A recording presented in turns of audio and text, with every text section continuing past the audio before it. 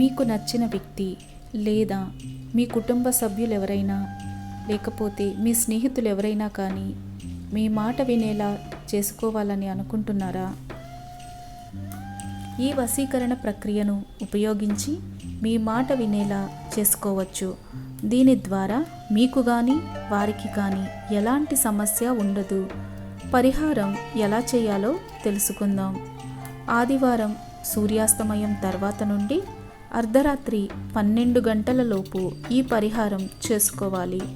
ఒక తెల్లని కాగితాన్ని తీసుకొని ఒక చిన్న చిటికెడు పసుపు కూడా తీసుకొని పసుపుని మంచినీటిలో తడిపి పేస్ట్లా చేసుకోవాలి. తర్వాత కాగితంపై వారి పేరుని మీ చూపుడు వేలితో పసుపు తీసుకొని రాయాలి.